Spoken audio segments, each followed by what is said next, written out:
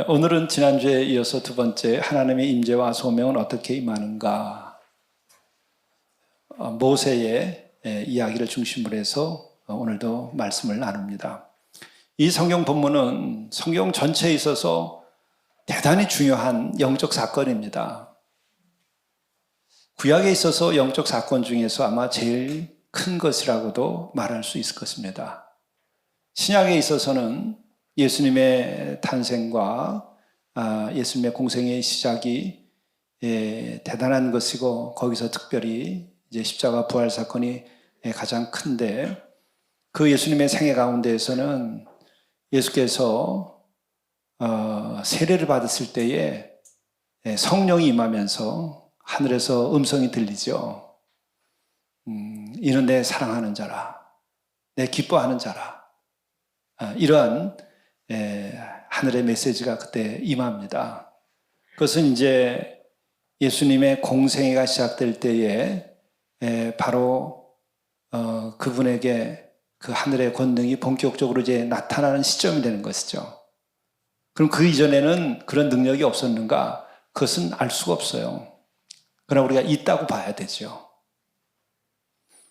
그러나 분명한 것은 그렇게 세례받고 성령이 임하시는 그것으로부터 예수께서는 공생애가 시작되면서 놀라운 하나님의 권능을 나타내기 시작합니다. 구약에 있어서는 이와 같은 것에 비길 만한, 대등한 것은 아닐지라도 비길 만한 것은 바로 이 사건이에요. 모세. 그에게 나타나신 하나님.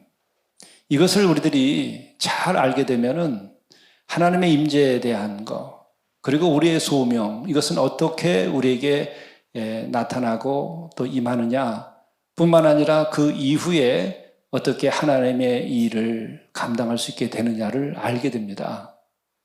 이것이 사실은 더 중요해요. 그 이후의 사건보다. 왜냐하면 사건은 이 같은 하나님의 임재와 소명에 응답하는 과정으로 나타나는 것이에요. 그렇다면 그 사건들이 중요하지 않다, 그게 아니라 그 사건을 가능케 한 영적인 사건이 먼저 있었다는 거예요. 이것을 전제하지 않고서는 출애굽을 말할 수도 없고 하나님의 나라의 일이 전개되는 것을 우리가 다 말할 수 없는 겁니다. 그래서 중요한 것은 우리가 하나님을 진짜 만나는 영적 체험이 있느냐 없느냐, 그거로부터 시작되는 우리들의 소명이 있느냐 없느냐, 이게 굉장히 중요해요. 이건 세상의 성공과 실패의 문제와 비교될 수 없는 거예요. 우리가 이 세상에서 또 얼마나 오래 사느냐, 못 사는, 단명하느냐, 장수하느냐의 문제와도 비교될 수 없는 겁니다. 그리고 또 이것은, 얼마만큼 세상에서, 권세를 가지고 사느냐, 못 사느냐 문제보다도 더 근본적이고 중요한 거예요. 그리고 또 더 근본적인 말을 하자면 이 임재와 소명이 임하게 되면 세상의 모든 것을 다 초월하게 되는 거예요. 세상의 잣대로 측량할 수 없는 그런 존재로 바뀌게 되고 그런 생애를 살게 되는 거예요. 이제 그 점을 다시 한번 생각하면 모세가 오늘 말씀에 보게 되면 이제 가시떨기나무에서 불이 타고 있는 장면에서 하나님을 만나게 되는데, 이때는 40년, 80년의 세월이 지난 다음이라는 것을 지난 시간에 말씀했어요. 근데 그가 만일에 왕자로서 40년을 살고 왕이 되었다 한다 하더라도 모세가 거기서 쫓겨나서 또 그 자기의 세상에서의 왕자로서의 생애가 다 파괴돼 버리고 깨져 버리고서 광야에 나와서 이렇게 하나님을 만나고 소명을 받아서 살아간 이것이 한 왕으로서 살아가는 것보다 훨씬 더 위대하고 훨씬 더 귀한 것이죠. 그러나 이렇게 왕자로서의 삶과 하나님의 임재의 사이에서는 세상이 깨어져 나간 사건이 있어요. 세상이 다 무로 돌아가 버린 사건이 중간에 있었다는 거예요. 우리는 이 세상에 속해서 지금 살고 있는데 하나님의 임재와 소명을 감당하려면 이 강을 자꾸 건너지 않고서도 뭔가 하고 싶어 하는데 그렇게 되질 않아요. 내적이든 사회적이든 신체적이든 경제적이든 정치적이든 한번 깨어져 나가는 과정이 반드시 있어야만 새하늘이 동트는 거예요. 두 개를 같이 잡고 갈 수가 없습니다. 그건 저의 경험이 그래요. 그리고 성경이 이미 그 같은 것을 말씀하고 있기 때문에 저는 확신을 해요. 그러면 그거 없이 저 같으면 목사의 일을 못하느냐? 할 수 있어요. 저보다 더 잘 성공적으로 할 수도 있어요. 그러나 그것은 그가 자기가 생각해서 만들어내는 것이지 진짜 소명을 감당하느냐 하는 문제는 또 다른 문제일 수 있어요. 그건 자기만이 알아요. 세상에서 또 훌륭한 일을 많이 한 사람들이 있어요. 뭐 임금도 있을 수 있겠고 또 훌륭한 기업가도 있을 수 있겠고 또 그 외에 대단한 예술가나 이런 사람도 있을 수 있어요. 세상에서 그 세상의 잣대를 가지고 말할 때. 그러나 우리가 내면적으로 영적으로 접근해서 보게 되면 그 가운데에서 하나님의 임재와 그분이 주신 콜링에 따라서 그 일을 감당했느냐 못했냐라는 것은 또 다른 문제라는 거예요. 근데 시간을 두고 보면 하나님이 임재하셔서 그분께서 주신 소명으로 행한 것은 절대 사라지지 않아요.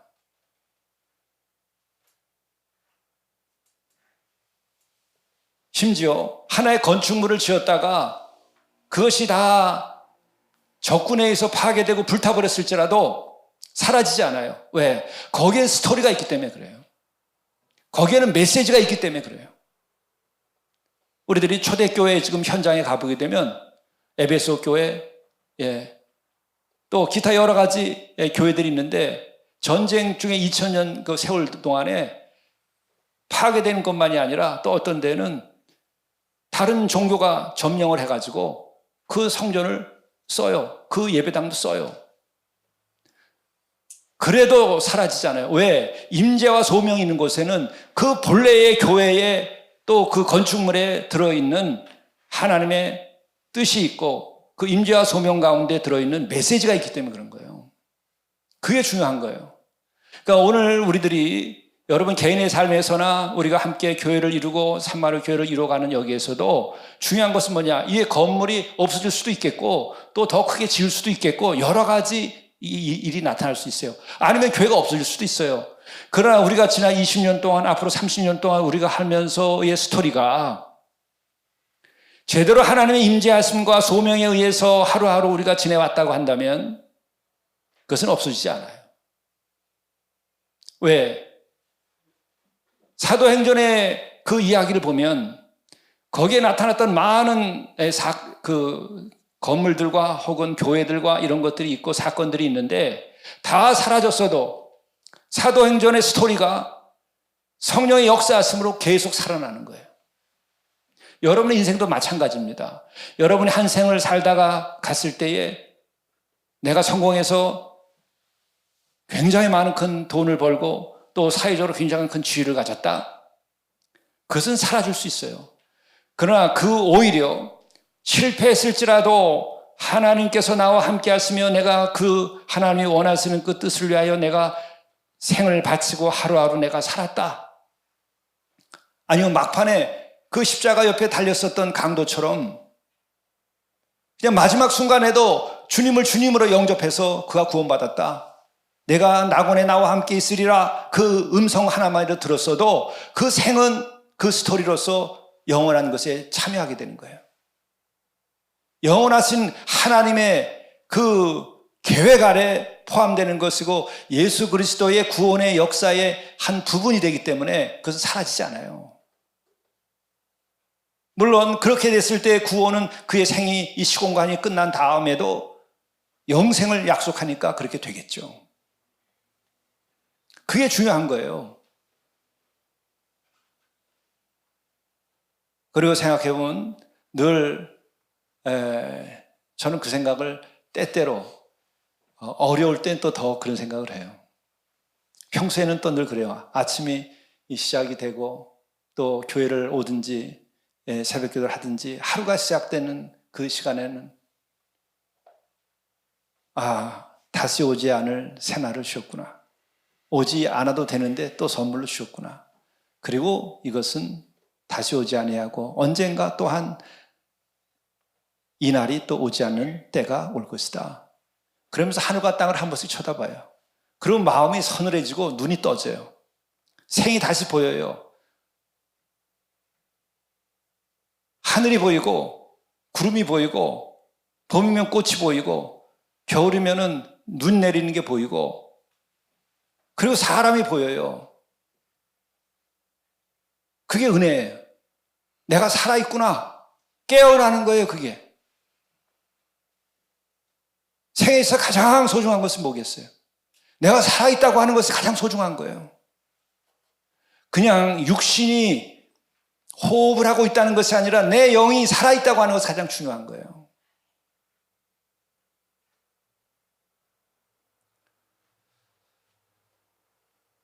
그러면서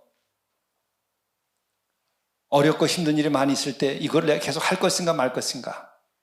결국 어려워도 다 끝나는 것이고 마지막에 주님 안에서 내가 발견이 되면 된다. 어차피 가는 거예요. 그것도 몰라? 내 스스로 그래. 자꾸 집착을 하거나 고민이 계속 길어지면 야, 너 다 끝나는 거 모르냐? 고통도 어려움도 다 끝나는 거야. 다 내가 지금 깨워서 하나님을 바라고 있느냐? 내가 지금 뜻을 가지고 살아가고 오늘 한 걸음 한 걸음 걸어가는 것이 주님이 원하시고 주님이 가신 길이냐? 어긋났으면 그리로 옮겨가면 끝나도 좋다. 그러면 근심 걱정은 사라지는 거예요.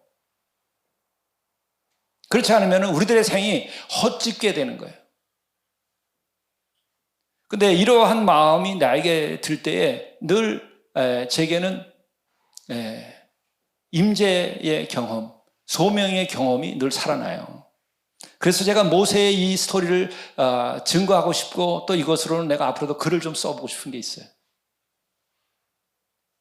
모세가 만일에 이때 하나님을 만나지 않았고 소명을 받지 않았다면 어떻게 됐을까? 그냥 도망자로 그러다 간신히 대릴사유가 돼서 그렇게 광야에서 사라진 한 육신에 지나지 않아요. 한 영혼이 깨어서 그가 거기를 살았을지라도 그냥 광야에서 한 영혼이 살다 떠난 것을 지나지 않습니다. 그러나 그에게 하나님이 나타나 주시고 소명을 주었을 때는 그가 다른 존재로 바뀌는 거예요. 그렇다면 다시 한번 우리가 들어가서 어떻게 하나님을 만나는가를 우리가 보면서 굉장히 많은 영감과 또 은유와 또 하나님의 임재의 신비와 비밀을 우리들이 생각할 수 있게 돼요. 뭐냐면 오늘 말씀을 보시죠. 호렙산에 이르게 됐는데 2절 말씀, 여호와의 사자가 떨기나무 가운데로부터 나오는 불꽃 안에서 그에게 나타나시니라. 불꽃 안에서 나타나시니라. 그가 보니 떨기나무에 불이 붙었으나 그 떨기나무가 사라지지 아니하는지라. 이게 무슨 말일까요? 불꽃 안에서 모세에게 나타나셨는데 첫째, 불이 붙었으나 불이 없어지지 않는 거예요. 이게 무슨 말이죠? 우리들이 나무에 불이 붙잖아요. 그럼 잠시 후에 다 타서 없어져요. 그렇죠? 나뭇가지가 없어져요. 그렇잖아요? 쌀이 나무에 불이 붙었다. 그럼 쌀이 나는 거 다 타서 없어져 버려요. 근데 불이 계속 붙어 있는데 없어지지 아니하고 그냥 있는 거예요. 그래서 표현을 하면 그 다음에 어떻게 되냐면 불꽃 안에서 그에게 나타나셨는데 그가 보니 떨기나무에 불이 붙었으나 그 떨기나무가 사라지지 아니한지라. 불이 붙었는데 사라지지 아니했다. 네. 그러면서 뒤에 가면은 3절 뒤에 가면 이 큰 광영을 보리라 떨기나무가 어찌하여 타지 아니하는고. 이제 발견한 거예요. 맨 처음에는 타는 것으로 봤어요. 탄다 그러는 것은 소멸되는 거예요. 근데 나무도 소멸되지 않고 불도 계속 살아있는 거예요. 그건 뭘 말하죠? 3차원 공간 안에서 일어나고 있는 이 나무가 불타고 있는 현상이 아니라는 거예요. 나무가 타서 빛을 내죠. 우리 3차원 공간 안에서는. 빛을 내는데 나무가 타서 우리에게 보이는 빛이 아니라는 거예요. 불을 지르면 불꽃이 일어납니다. 아궁이에 불을 지르면 불꽃이 일어납니다. 그런 불이 아니라는 거예요. 그럼 어떤 불일까? 요한복음으로 우리가 넘어가게 돼요. 요한복음에는 참빛고 세상에 와서 각 사람에게 비추는 빛이 있었다고 그래요. 그 빛은 나무에다 불을 붙여가지고 일어나는 빛이 아니에요. 이 빛은 우리가 지금 살고 있는 시공간 안에서의 어떤 재료에 의해서 불꽃이 일어나는 게 아닌 다른 빛이라는 거예요. 이 시공간 안에서는 그렇게밖에 초월적인 존재를 경험할 수가 없어요. 이 세상의 소재가 아닙니다. 이 세상의 어떤 재료에 의해서 나타나는 것이 아니라는 거예요. 그리고 요한복음 8장 10절에 보게 되면 이런 말씀이 나오죠. 예수께서 또 일러 가라사대 나는 세상의 빛이니 나를 따르는 자는 어둠에 다니지 아니하고 생명의 빛을 얻으리라. 이것은 나무에서 불을 떼서 나오는 빛이 아닙니다. 지금 모세에게 나타난 빛도 나무에 불을 질러서 일으키는 빛이 아니라는 거예요. 초월적인 어떤 현상이라는 거예요. 이 시공간을 초월한 어떤 다른 것이 우리의 3차원 공간 안에 이 시공간 안에 나타나고 있는 거예요. 임재는 이렇게 눈으로 보더라도 똑같은 빛이 이런 그 전등이나 나무에 타는 불처럼 보이는 눈으로는 인식되지만 그러나 실체하는 건 다르다는 거예요. 이것의 결정적인 것이 누구죠? 바울이 어떻게? 담에색 도상에서 강한 빛을 받아요. 그리고 소리를 들어요. 그리고 거꾸로서 떨어져서 눈이 멀어가지고 보지 못하게 돼요. 근데 곁에 있었던 사람은 음성을 못 들었다고 성경이 그렇게 기록되어 있어요. 뭘 말하는 것인가? 이게 영적 현상이기 때문에 시공간 안에서 일어나는 것은 객관적으로 시공간의 제약을 받아요. 그리고 동시에 영적으로 준비가 되지 아니해도 그 현상을 볼 수 있어요. 그러나 영적으로 준비된 사람만이 이 초월적인 현상은 그들에게만 임하는 거예요. 아마 모세 곁에 다른 이가 동행했어도 못 봤을 겁니다. 바울 곁에 동행하는 이가 있었는데 그 빛을, 그 소리를 못 들어요. 바울이 미쳤나? 아니에요. 실제로 그 다음에 바울은 어떻게 됐느냐? 완전히 이전과 이후가 나눠서 다른 사람이 됐어요. 자기가 죽이고 핍박하던 이들을 이제 새롭게 바라다 보면서 그 편이 돼버려요. 이쪽으로 녹아들어 버려요. 자기가 적대하던 예수 그리스도의 종이 돼버려요. 먹혀버리는 거예요. 우리들의 이런 영적 현상은 그렇게 해서 일어나는 거예요. 또 그런 결과를 가져옵니다. 이런 면에서는 내 자신이 그 영적 현상에 대하여 인지할 수 있는 준비가 있어야 돼요.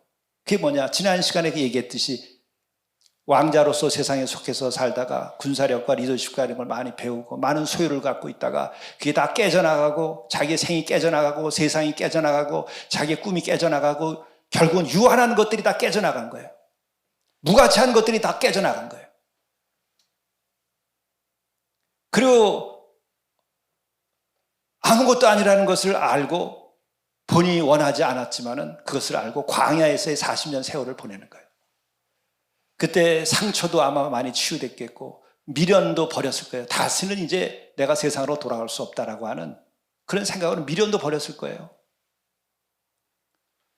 그리고 지난 시대에 가지고 있던 인간의 탐욕과 또 여러 가지 어두운 생각들이 다 씻겨나갔을 거예요. 뿐만 아니라 세상이라고 하는 속에서 역할하던 내 작은 내가 아니라 그 세상을 벗어나서 매일 밤이면 정말 하늘의 은하수가 흐르고 캄캄한 밤에 우주가 열리죠. 하늘이 열리죠. 거기서 사람 없는 그 광야에 홀로 있으면서 자기의 존재를, 내가 있음을 경험하는 거예요. 내가 살아있음을, 내가 이 하늘과 땅을 바라다 보면서 그렇게 내 존재에 대한 그런 아주 강렬한 고독 속에서 경험되어지는 그 영혼의 떨림, 이것이 결국은 지금은 보지 못하지만은 절대하신 하나님 앞에 있는 자기 자신을 경험했을 거예요. 코람데오, 하나님 앞에서의 실존. 그러나 우리가 하나님 앞에서의 실존이라 하더라도 직접 만났냐 안 만났냐는 건 다른 문제예요. 하나님 앞에 홀로 서는데 진짜 만나고서 홀로 서는 경우가 있고, 아직 나타나지 않은 상태에서 그분은 존재하시는데 나는 그 아래 고독한 한 영혼으로서 존재할 수 있는 거예요. 그때는 소명은 없지만 그래도 그 고독 가운데 거룩하게 살기를 열망하고 깨끗하게 살기를 열망하고 어떤 영원한 것에 대한 그리움을 갖고 살아가는 거예요.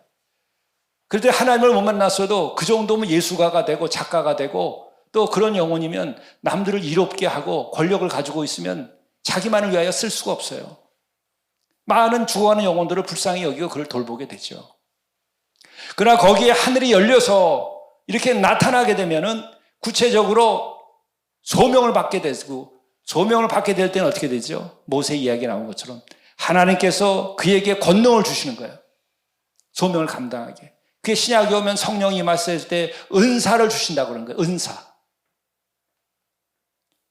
은혜를 입은 자가 은사를 받아서 능력을 가지고 일하게 되는 거예요. 바로 우리는 이 현상을 보면서 여러분 자신들도 이런 그 모세가 걸었던 그 길 가운데 어느 지점에 여러분이 있을 수 있어요. 지금 생을 살아가면서. 그리고 또한 우리가 다시 한번 정리할 것은 뭐냐면, 이렇게 나무에 불을 떼서 일어나는 그 빛이 아닌 빛이라고 하는 것은 곧 진리고 말씀이고 생명이고, 또 그것이 실제로 하나님이시다라고 하는 데까지 표현이 돼요, 성경에서는. 이건 물질적인 현상이 아닙니다. 그런 것이 성경에는 이렇게 우리에게 영적인 내용으로 안내를 해주고 있는 거예요. 모세가 이르되 내가 돌이켜 가서 큰 광경을 보리라. 가시떨기 나무 위에서 불이 타고 있는데 그것에 대해서 뭐라고 표현했느냐 보세요. 큰 광경을 보리라. 여기서 크다고 하는 것은 무슨 의미일까? 거룩하다, 그레이트, 위대하다, 엄청난 일이다, 엄청난 현상이다 뿐만 아니라 사이즈 자체가 큰 거예요. 우리들이 공동체에서 아침에 해가 뜰 때에 마당에서 사진을 찍으면 어떻게 나와요? 빛이, 아침 빛이 앵글에 잡힌 걸 보면은 찬란해요. 그게 큰 광경이에요. 그러니까 이 현상이 물리적으로 얼마큼 크다 안 크다가 아니라 아침에 찬란한 태양이 떠오르는 것을 사진으로 찍었을 때처럼, 또 우리가 눈으로 보는 것처럼 이 광경이 가시나무 떨기 조그만 게 아니에요. 거대한 거예요. 동시에 그냥 거대한 사이즈만을 얘기하는 게 아니라 거룩한 빛으로 나타나는 거예요. 찬란함을, 영광스러움을 보이는 거예요. 그것으로 하나님의 옷자락을 우리들에게 보여주는 겁니다. 이것이 나중에 그 예수님께로 오게 되면 어떻게 나타납니까? 변화산상을 여러분들이 기억하시면 돼요. 변화산상에서 예수님께서 갑자기 빛으로 나타나는 거예요. 빛을. 그리고 거기에는 모세, 엘리야가 함께해요. 뭐냐, 그 예수님 자체의 존재에서 이런 그 거룩성, 이 디비니티, 그 다음에 어떤 그 존엄함, 그 존재 자체에 들어있는 이런 영적인 힘이 나타나는 거예요. 그리고 이 결과 어떻게 되느냐? 모세가 이 이후에는 일생 빛이 그에게도 나타났다는 거예요. 왜? 모세가 위대하기 때문이 아니라 그가 영적으로 준비되어 있을 때에 하나님께로부터 받은 그 영적인 힘과 빛이 임하게 되니까 그것이 다시 반사가 되는 거예요. 마치 태양의 빛이 이 지구와 달에 비춰지게 되면 우리가 깜깜한 밤에 달이 빛을 발해요. 그처럼 그러한 영적인 현상이 우리에게도 나타나는 거예요. 그래서 모세만큼은 아닐지라도 여러분들이 기도된 생활 잘하고 여러분들이 정말 더 주님을 사모하고 거룩하게 살기를 갈망하고 여러분들이 생활하다 보면 거울 앞에 섰을 때 어느 날 내가 달라진 걸 보여요. 근데 또 그렇게 앉아서 살다 보면은 죄송한 표현인데 용서하세요. 우리가 그냥 이 시쳇말로 아유 저 사람 장사꾼 같아 이런 표현 하잖아요. 내가 어느 날 그런 모습으로 나타나요. 그러나 여러분들이 금식기도도 하고 또 성경 말씀의 은혜를 받아서 깊이 그것을 흠모하고 사랑하다 보면 어느 날 거울에 비친 내 자신이 아름다워요. 나이가 먹으면 추하다고 그러는데 그게 아니라 거룩해 보여요. 그렇게 되는 거예요. 이게 실제하는 겁니다. 여러분들 마더 테레사 얼굴 보고 주름이 막 오글오글해요. 막 90이 넘어서. 그래 여러분이 아이 저 할머니 참 흉하다 여러분 그렇습니까? 그렇게 보이지 않아요. 오히려 굴곡진 주름 그 사이사이를 보면서 거룩을 느끼죠. 그러나 더 이런 경험을 하게 됐을 때는 모세에게서는 일생 빛이 함께했다는 거예요. 여러분들이 지금 모세가 경험했던 이 과정 중에 어딘가 여러분은 지금 가고 있을 거예요. 그 길에 충실하게 벗어나지 말고 가세요. 그러면 모세가 여러분의 벗이 되고 또 이 성경이 진짜구나. 성경이 진짜구나. 모세의 이야기 가시떨기 나무의 빛이 임한 게 진짜구나. 그리고 성경의 말씀은 정말 하나님의 말씀이구나. 계시의 사건을 담고 있는 말씀이구나 하는 것을 알게 될 것입니다. 그러면 우리들이 자유케 되고 막 믿습니다를 그렇게 외치지 않아도 저절로 믿음이 생겨요. 저절로 믿어져요. 저절로 거룩한 감동 속에서 살아가게 돼요. 이런 행진을 우리 모두가 계속할 수 있기를 바랍니다. 기도하시겠습니다.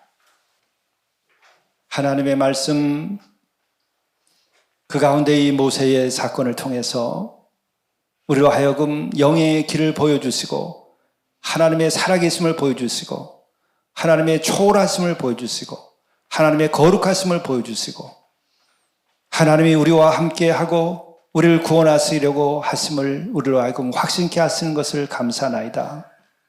우리도 우리의 생의 길에서 어디쯤 가고 있는지 바로 모세와 같은 하나님의 임재하심과 하나님의 소명을 받게 되어서 우리의 삶이 이 땅에서는 잠시일지라도 영원한 것을 만들어가고 영원한 꽃을 피워가고 영원한 기쁨과 감격 속에서 살아갈 수 있게 도와주옵소서.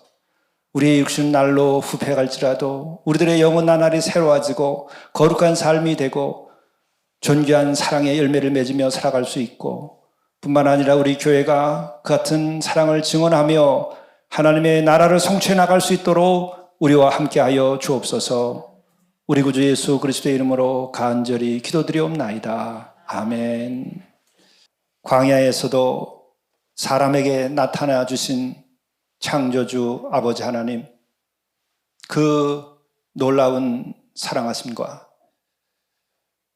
친히 사람의 몸을 입고까지 오셔서 우리들에게 이야기를 걸고 가르침을 주시고 사랑을 보이시고 우리를 위하여 십자가에서 속죄의 제물까지 되신 예수 그리스도의 무한하신 사랑하심과 오늘도 우리에게 임재하셔서 우리의 하나님 아버지와 우리 예수 그리스도의 진리와 교제를 가능케 하시는 성령의 역사하심이 예배를 드린 사랑하는 모든 형제와 자매들 그리고 각 가정과 일터와 이 땅 위에 이제로부터 영원까지 함께하옵시기를 우리 주 예수 그리스도의 이름으로 간절히 축원하옵나이다. 아멘.